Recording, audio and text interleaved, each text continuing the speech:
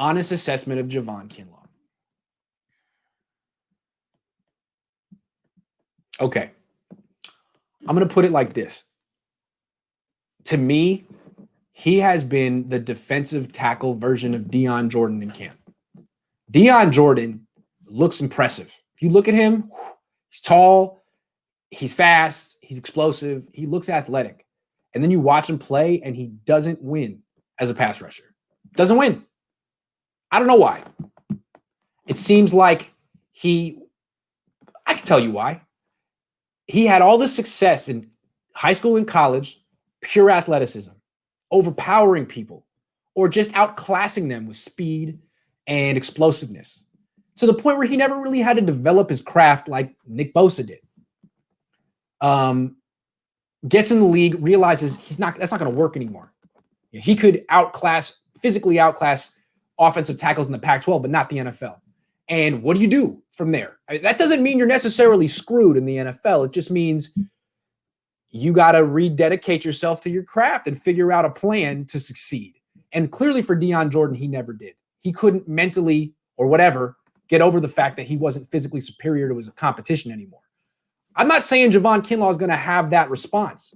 He may be more determined than ever, and he may by year 2 or year 3 or year 4 be Eric Armstead. I mean, Armstead didn't have a whole array of moves when he came to the Niners. He could be a Pro Bowler. But right now, Kinlaw should not be on the field whenever the Niners think there's a legit chance that the offense is going to pass. And then as a run defender, he plays high. His gap integrity isn't sound. He'll frequently bust into the backfield, lose sight of the ball carrier, let him run right by him. Seen it happen a lot. And he did it in college too.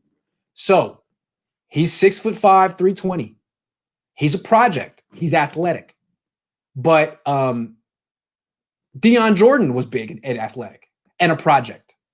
He has to be honest with himself that it's going to be rough at first, and he needs to really improve, put in some serious work.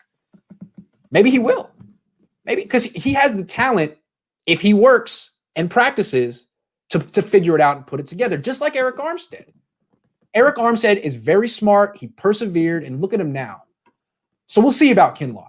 But if you think he's just going to step in and be Buckner from last year, no. I'm telling you, Javon Kinlaw makes Solomon Thomas look like Aaron Donald during one-on-one pass rush drills. Seriously. You look at Javon Kinlaw and want to give him the benefit of the doubt. Like, oh, that was pretty good. I mean, he pushed the guy a little bit. I mean, sure, he's just doing that bull rush, but he pushed him a little bit. And then Solomon Thomas gets in there, same guy, and he'll actually beat him with an inside counter move. It's like, oh, okay, well, maybe I wanted to praise Javon Kinlaw a little bit more there. So that's where he is. I'm not writing him off. I just didn't see him much in college, and I see him now, and I've seen other defensive tackles come in as rookies, and he's going to have a long year. He's not going to have many sacks.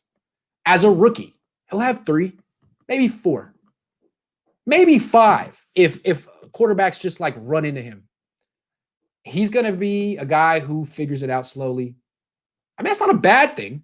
I think the Niners knew that when they got him. I think what they thought was, okay, he's a project, but we have Chris Kosurik. We're paying our defensive line coach, $1 million a year? We're the kind of team that should take on that project. We're the kind of team that can make Javon Kinlaw into Eric Armstead one day because we have one of the best defensive line coaches in the year. I get that logic.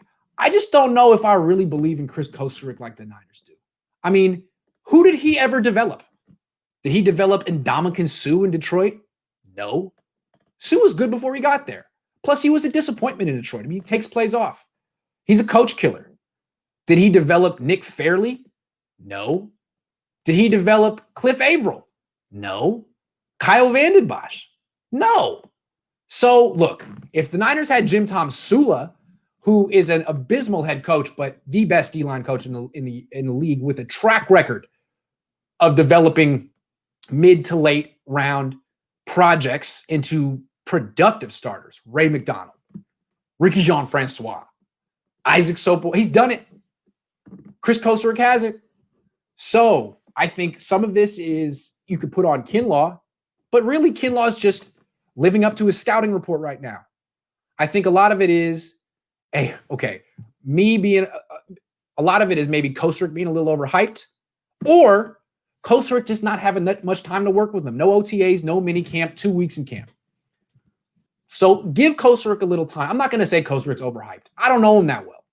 Give Kosterick some time with Kinlaw. Let's see where Kinlaw's at next year, and just lower your expectations. He's a project who had no mini camp and OTAs. He didn't have pass rush moves. He wasn't going to magically figure them out between the draft and now. That's a process. So let's give him some time. But is he ready to dominate? No. Nah, he ain't Armstead, dog. Yeah, I'm trying to be nice. I'm trying to be generous to Javon Kinlaw. And the reason I keep saying Armstead is because Armstead came into the league very powerful. A former basketball player who was a project, had been a full-time football player for like a year or two, and didn't have many sacks at first, had injury issues, and finally figured it out later. But Armstead, again, is, I think, probably more physically gifted. Armstead could have played, I think, could have been a two-sport athlete. Kinlaw can't be a two-sport athlete. Armstead's 6'7", and I think he's stronger than Kinlaw. I think he's more athletic.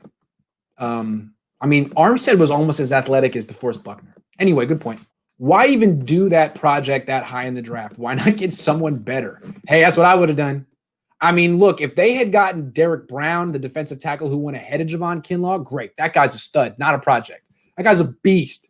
But if you're spending the 14th pick in the draft on a defensive tackle, not a D end, a D tackle who's a project, whose ceiling, if everything goes right, might be 8 sacks a year? Why? What is the upside there? Because the downside is what you already had happen with Solomon Thomas, a guy who's functional in the run game and is totally underwhelming as a pass rusher, given where you took him in the draft. I don't get it. At 14, you could just take CeeDee Lamb. That's the thing. Look, Brandon Ayuk played well in the first week of camp before he pulled his hamstring, but I think if Kinlaw hadn't been there, the Niners would have taken CeeDee Lamb with that pick. And that's another guy who really fits the Niners offense perfectly, because the Niners offense is all about short passes and long gains after the catch. He does that. He's a real physical, strong guy. Not like Jerry Jeudy, who's like a better Dante Pettis. CeeDee Lamb could, that's the thing. So, I wanted CJ Henderson before the draft. He ended up getting picked by the Jaguars, number 9. He wasn't an option. CeeDee Lamb was there. CeeDee Lamb's really good. They could have done CeeDee Lamb at 13 or 14 and a defensive tackle at 31 or later. If all he is a big dude who's a run defender, you can get that guy as an undrafted free agent. Darian Daniels this year is that, and pretty good at it. You also have Kevin Givens, Kentavious Street. You got bodies. Julian Taylor who's coming back. If that's all you're looking for, take CeeDee Lamb at 13 and take a defensive tackle later, or not at all. You got defensive tackles. Yeah, you were going to have to look at that. I'm not writing off Kinlaw yet, but it's going to hang over his head. It hangs over every first-round pick's head. What if they taken this guy? It still hangs over Solomon Thomas's head. Christian McCaffrey, Patrick Mahomes, Deshaun Watson. Imagine if the Niners had Deshaun Watson right now. Ayuk could be better, though. It's true. I think what they decided with Ayuk versus CeeDee Lamb is that CeeDee Lamb had the better college career, had the better quarterback situation, but that Ayuk's probably more athletic. Ayuk is surprisingly fast, and Lamb might be just a slot receiver. I don't know. Ayuk can play outside. Ayuk can go deep. Ayuk can do more than catch short passes and gain yards after the catch. So maybe he has a higher ceiling than CeeDee Lamb. It's true. I'm not saying they should have taken CeeDee Lamb. I'm saying they probably shouldn't have taken Javon Kinlaw. That's what I'm saying. That's what I'm saying. And I don't have the full list of players in front. Okay, how about Tristan Wirfs? He ended up going to the Bucs. Real athletic, could play guard or tackle. You could have put him at right guard this year, moving to left tackle eventually if Trent Williams leaves. What's wrong with that? Tristan Wirfs. Anyway, these are names that to keep in the back of your head if Javon Kinlaw is only playing 20 snaps a game. But I'm not writing him off yet. He said Wirfs ain't a tackle, homie. Well, the Niners need a guard, And I don't see necessarily that a defensive tackle who gets you 3 sacks a year is more impactful for your team than a guard. I mean, Mike Upati was quite impactful for the 49ers when they were going to NFC Championship games.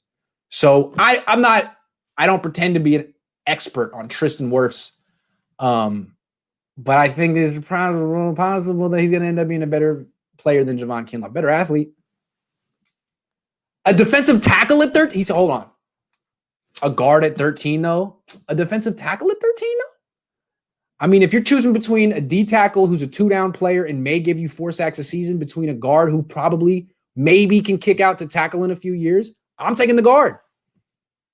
I don't need the defensive tackle who can get me 3 sacks a year. I can get that dude. I can find that guy on the street right now. I can. I thought the 49ers drafted Kinlaw for the run game, not to be a pass rusher.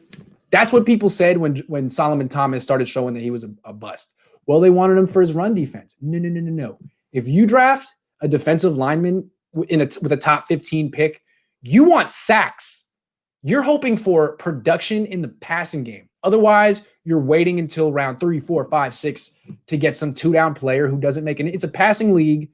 The people who get paid are the people who get sacks, pressures, quarterback hits, not guys who get run stops.